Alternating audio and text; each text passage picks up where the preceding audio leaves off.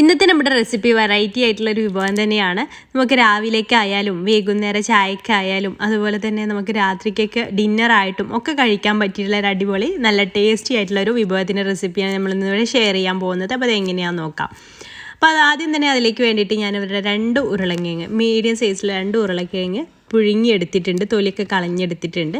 അത് നല്ല ചൂടോടുകൂടെ തന്നെ ഒരു സ്മാഷർ വെച്ചിട്ട് നന്നായിട്ട് തന്നെ ഉടച്ചെടുക്കുക കേട്ടോ. ഒട്ടും കട്ടയില്ലാണ്ട് നന്നായിട്ട് തന്നെ ഉടച്ചെടുക്കണം. ഇപ്പോൾ ഞാനിത് ഉടച്ചെടുത്തിട്ടുണ്ട്. ഇനി അതിലേക്ക് നമുക്ക് ഒരു സവാള, ഒരു മീഡിയം സൈസിലുള്ള സവാള ചെറുതായിട്ട് അരിഞ്ഞതാണ്, അത് ഇതിലേക്ക് ഇട്ട് കൊടുക്കുന്നുണ്ട്. പിന്നെ മല്ലിയില ചേർത്ത് കൊടുക്കാം. മല്ലിയില നമുക്ക് ടേസ്റ്റിനനുസരിച്ച് ഇട്ട് കൊടുക്കാം കേട്ടോ. ഞാൻ ഏകദേശം 2 ടേബിൾ സ്പൂണിൻ്റെ അടുത്ത് മല്ലിയില അരിഞ്ഞത് ഇതിലേക്ക് ചേർത്ത് കൊടുക്കുന്നുണ്ട്. പിന്നെ പച്ചമുളക് ഞാൻ ഒന്നേ എടുത്തിട്ടുള്ളൂ, കുട്ടികളൊക്കെ കഴിക്കാനുള്ളതുകൊണ്ട് തന്നെ ഒരു പച്ചമുളക് ഞാൻ ചെറുതായിട്ട് പൊടിയായിട്ട് അരിഞ്ഞിട്ട് വേണം ഇട്ട് കൊടുക്കാനായിട്ട്. പിന്നെ നിങ്ങൾക്ക് ക്യാരറ്റൊക്കെ ഗ്രേറ്റ് ചെയ്തിട്ടൊക്കെ ആഡ് ചെയ്ത് കൊടുക്കാം കേട്ടോ. പിന്നെ അതായത് ഇതിലേക്ക് ഒരു 1/4 ടീസ്പൂണ് ചിക്കൻ മസാലയാണ് ഞാൻ ചേർത്ത് കൊടുക്കുന്നത്. അതുപോലെ തന്നെ 1/4 ടീസ്പൂണിലേറെ കുറച്ച് കുറവായിട്ട് മഞ്ഞൾപ്പൊടി ഇതിലേക്ക് ആഡ് ചെയ്ത് കൊടുക്കുന്നുണ്ട്. മഞ്ഞൾപ്പൊടി ഓപ്ഷണലാണ്, വേണമെന്നുണ്ടെങ്കിൽ മാത്രം ചേർത്താൽ മതി, കളർ വേണമെന്നുണ്ടെങ്കിൽ മാത്രം. പിന്നെ നമുക്കിതിലേക്ക് ആവശ്യമായിട്ടുള്ള ഉപ്പ് കൂടെ ആഡ് ചെയ്ത് കൊടുക്കാം കേട്ടോ. അതിനുശേഷം നന്നായിട്ടൊന്നിങ്ങനെ ഒന്ന് മിക്സ് ചെയ്തെടുക്കുക. സ്പൂൺ വെച്ചിട്ട് നന്നായിട്ടൊന്ന് ഇതുപോലെ ഒന്ന് മിക്സ് ചെയ്തെടുത്താൽ മതി. ഇനി നമുക്കിത് ബോൾസ് ആക്കി എടുക്കണം. അപ്പോൾ അതിന് വേണ്ടിയിട്ട് നന്നായിട്ടൊന്ന് കുഴച്ചെടുത്തിട്ട് വേണം, നമ്മൾ ചപ്പാത്തിക്കൊക്കെ പരത്തിയെടുക്കില്ല ആ രീതിയിൽ വേണം അത് കുഴച്ചെടുക്കുക. അപ്പോൾ അതിലേക്ക് ആ ഒരു ബൈൻഡിങ് കിട്ടാൻ വേണ്ടിയിട്ട് നമുക്കിതിലേക്ക് കോൺഫ്ലവർ ആഡ് ചെയ്ത് കൊടുക്കാം കേട്ടോ.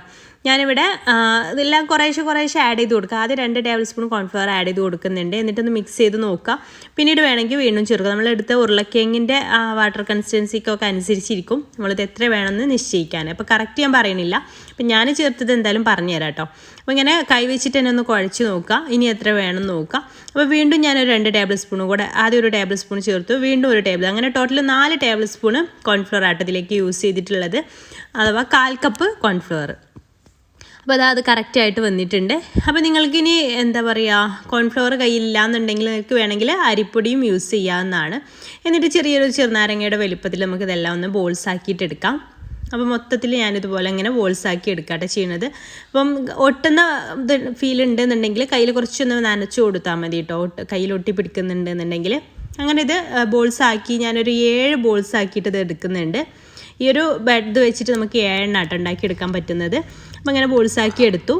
ഇനി നമുക്ക് ഇതിൻ്റെ ഷേപ്പ് ഒന്ന് മാറ്റിയെടുക്കാം, കാണാനൊരു ലുക്കൊക്കെ കിട്ടാൻ വേണ്ടിയിട്ട്. അപ്പോൾ ഇതുപോലൊരു ബോട്ടിലിലെ ഗ്യാപ്പ് ഒഴിവാക്കിയതിന് ശേഷം ഇതുപോലെ അങ്ങ് പ്രസ് ചെയ്ത് കൊടുക്കാം. കണ്ടോ, അപ്പോൾ കാണാനൊരു ലുക്ക് ഉണ്ടാവും. ഒരു വെറൈറ്റി ആയിട്ടുള്ള വിഭവമായിട്ട് നമുക്ക് ഇത് സെർവ് ചെയ്യാവുന്നതാണ്. അപ്പോൾ ഇതുപോലെ എല്ലാത്തിൻ്റെയും സെൻറ്ററിൽ ഇതുപോലെ മെല്ലെ അങ്ങ് പ്രസ് ചെയ്ത് കൊടുത്താൽ മതി. അപ്പോൾ ഈ ഒരു ഷേപ്പ് കിട്ടും. അടിഭാഗം വരെ അങ്ങ് പോകുന്നില്ല കേട്ടോ. അപ്പോൾ ഈ രീതിയിൽ അങ്ങ് ചെയ്ത് കൊടുക്കുക. മൊത്തത്തിൽ അങ്ങനെ ചെയ്തെടുത്തിട്ടുണ്ട് കേട്ടോ. കണ്ടോ, അപ്പോൾ ഇങ്ങനെ കാണാൻ തന്നെ നല്ല ഭംഗിയാണ്. ഇനി നമുക്കിത് കുക്ക് ചെയ്യണം. ഇപ്പം ഉരുളക്കിഴങ്ങായാലും അതൊക്കെ നമ്മൾ കുക്ക് ചെയ്തെടുത്താണ്, പക്ഷേ നമ്മൾ കോൺഫ്ലവറൊക്കെ ആഡ് ചെയ്ത് കൊടുത്തുകൊണ്ട് തന്നെ അതൊന്ന് കുക്ക് ചെയ്തെടുക്കണം. അപ്പോൾ അതിന് വേണ്ടിയിട്ട് ഞാൻ കുറച്ച് വെള്ളം, അത് മുങ്ങിക്കിടക്കാൻ വേണ്ടിയിട്ട് കുറച്ച് വെള്ളം ഒന്ന് തിളപ്പിച്ചെടുക്കാം. അതിലേക്ക് കുറച്ച് ഉപ്പും ചേർത്ത് കൊടുത്തു, ഒരു 1/4 ടീസ്പൂണിൻ്റെ അടുത്ത് ഉപ്പും ചേർത്ത് കൊടുത്തിട്ടുണ്ട്. അപ്പോൾ ആ വെള്ളം നന്നായിട്ടൊന്ന് തിളപ്പിച്ചെടുക്കാം കേട്ടോ. വെള്ളം നന്നായിട്ട് തന്നെ തിളച്ച് വരുന്നുണ്ട്. ഈ തിളച്ച് വരുന്ന സമയത്ത് നമ്മൾ റെഡിയാക്കി എടുത്തിട്ടുള്ള ഓരോന്നായിട്ട് ഈ വെള്ളത്തിലേക്ക് അങ്ങ് ഇട്ട് കൊടുക്കാം. പിന്നെ ഒരുപാട് സമയം ഇത് കുക്ക് ചെയ്തെടുക്കേണ്ട ആവശ്യമൊന്നുമില്ല. നമ്മളിത് കോൺഫ്ലവർ ആണ്, പെട്ടെന്ന് തന്നെ കുക്കായി വരുന്ന ഐറ്റമാണ്. 5 മിനിറ്റ് ഒന്ന് തിളപ്പിച്ചെടുത്താൽ മതി. മീഡിയം ഫ്ലെയിമിൽ ഇട്ടിട്ട് അടച്ചു വെച്ചിട്ട് 5 മിനിറ്റ് ഒന്ന് കുക്ക് ചെയ്തെടുത്താൽ മതി. ഒരുപാട് സമയമാകുമ്പോൾ അത് എന്താ പറയുക, അലിഞ്ഞു പോകും. നമ്മൾ ഉരുളക്കിഴങ്ങൊക്കെ അല്ലേ യൂസ് ചെയ്യുക, അതൊന്ന് അലിഞ്ഞു പോകും. ഒരു 5 മിനിറ്റ് കുക്ക് ചെയ്തെടുത്താൽ മതി.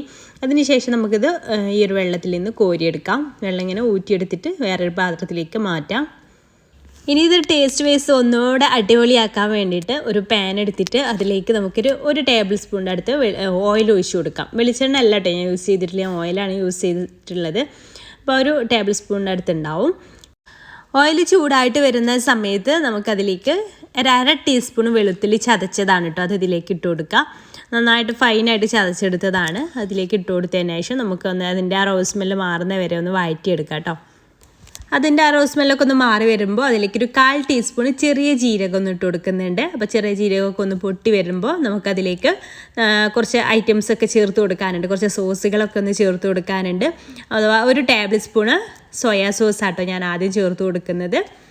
അപ്പം ആ ഒരു വെളുത്തുള്ളിയൊക്കെ കരിയുന്നതിന് മുന്നേ തന്നെ അത് ചേർത്ത് കൊടുക്കുക. 1 ടേബിൾ സ്പൂൺ സോയാ സോസ്, അതുപോലെ തന്നെ ഞാൻ കുറച്ച് ചില്ലി പേസ്റ്റ് ഉണ്ടല്ലോ, chilli paste green chilli paste ആണ് കേട്ടോ എടുത്തിട്ടുള്ളത്. അത് 1 ടീസ്പൂൺ ചേർത്ത് കൊടുക്കുന്നുണ്ട്. റെഡ് ചില്ലി പേസ്റ്റ് ആണെന്നുണ്ടെങ്കിൽ അത് എടുത്താലും മതി. അത് 1 ടീസ്പൂൺ ചേർത്ത് കൊടുക്കുക. പിന്നെ ഒരു 2 ടേബിൾ സ്പൂണ് ടൊമാറ്റോ കെച്ചപ്പ് ഉണ്ടല്ലോ, അത് ചേർത്ത് കൊടുക്കുകയാണ്. ഇതെല്ലാം കൂടെ വരുമ്പോഴാണ് കേട്ടോ ഇതിന് പ്രത്യേക ഒരു ടേസ്റ്റും നല്ലൊരു ടൊമാറ്റോ കെച്ചപ്പൊക്കെ ആഡ് ചെയ്തുകൊണ്ട് ചെറിയൊരു മധുരവും അതുപോലെ എരിവും എല്ലാം കൂടെ വരുന്ന ഒരു ടേസ്റ്റായിട്ട് നമുക്ക് കിട്ടുന്നത്. പിന്നെ നമുക്കിതിലേക്കൊരു 1/4 ടീസ്പൂണ് വറ്റൽമുളക് ക്രഷ് ചെയ്തതുണ്ടല്ലോ, അത് ഇട്ട് കൊടുക്കുന്നുണ്ട്.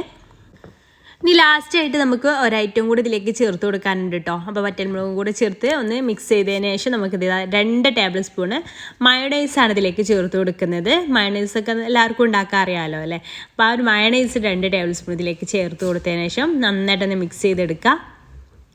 ഇത് ഞാൻ റെഡിമെയ്ഡ് വാങ്ങിച്ചിട്ടുള്ള മയണൈസാണ് കേട്ടോ ഇതിലേക്ക് ഇപ്പോൾ ആഡ് ചെയ്ത് കൊടുത്തിട്ടുള്ളത്. അപ്പോൾ ഇത് നന്നായിട്ട് തന്നെ മിക്സ് ചെയ്തെടുത്തിട്ടുണ്ട്.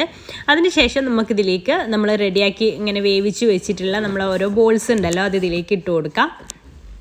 അപ്പോൾ ഇത് 7 ബോൾസാണ്. ആ 7 ബോൾസിലേക്ക് ഇത് കറക്റ്റാണ് കേട്ടോ ഈ ഞാൻ പറഞ്ഞിട്ടുള്ള ഈ മെഷർമെൻറ്റ്. അപ്പോൾ എല്ലാം ഇതിലേക്കൊന്ന് ഇട്ട് കൊടുക്കാം. എന്നിട്ട് മെല്ലെ ഒരു തവി വെച്ചിട്ട് മെല്ലെ മിക്സ് ചെയ്തിട്ട് എല്ലാ ഭാഗത്തേക്കും ആ ഒരു സോസ് എത്തിക്കാം കേട്ടോ. എല്ലാ ഭാഗത്തേക്കും ആ സോസ് എത്തിക്കണം. ഫുള്ളായിട്ട് ആ ഒരു വിഭവത്തിലേക്ക് എല്ലാത്തിലേക്കും ആ ഒരു നമ്മളിപ്പോൾ റെഡിയാക്കിയിട്ടുള്ള സോസ് കോട്ട് ചെയ്ത് വരണം, എന്നാലേ കറക്റ്റ് ടേസ്റ്റ് കിട്ടുള്ളൂ. ചെറിയ തീയിലിട്ടിട്ട് ചെയ്തെടുക്കുക. ഒരു 2 മിനിറ്റ് ഈ സോസിൽ കിടന്നിട്ട് എല്ലാ ഭാഗത്തേക്കും ഒന്ന് പിടിച്ച് കിട്ടണം. അപ്പോൾ നമ്മുടെ സ്പെഷ്യൽ വിഭവം ഇവിടെ റെഡി ആയിട്ടുണ്ട് കേട്ടോ. നല്ല ടേസ്റ്റിയാണ്. ഈ ഒരു സോസൊക്കെ അതിൽ കവർ ചെയ്ത് വരുന്നതുകൊണ്ട് തന്നെ നല്ല ടേസ്റ്റി ആയിട്ടുള്ള ഒരു ഐറ്റമാണ് കേട്ടോ. നിങ്ങൾക്ക് ഈ വീഡിയോ ഇഷ്ടമായിട്ടുണ്ടെങ്കിൽ ലൈക്ക് ചെയ്യാനും മറ്റുള്ളവർക്ക് ഷെയർ ചെയ്ത് കൊടുക്കാൻ താല്പര്യമുണ്ടെങ്കിൽ ഷെയർ ചെയ്ത് കൊടുക്കാനും മറക്കരുത്. അതുപോലെ നമ്മുടെ ചാനൽ സബ്സ്ക്രൈബ് ചെയ്യാതെ കാണുന്നവരുണ്ടെങ്കിൽ പ്ലീസ് ഒന്ന് സബ്സ്ക്രൈബ് കൂടെ ചെയ്തിട്ട് സപ്പോർട്ട് ചെയ്യാൻ മറക്കരുത്. അപ്പോൾ ഇൻഷാ അല്ലാഹ് പുതിയൊരു നല്ലൊരു വീഡിയോ ആയിട്ട് നമുക്ക് അടുത്തൊരു ദിവസം കാണാം. താങ്ക്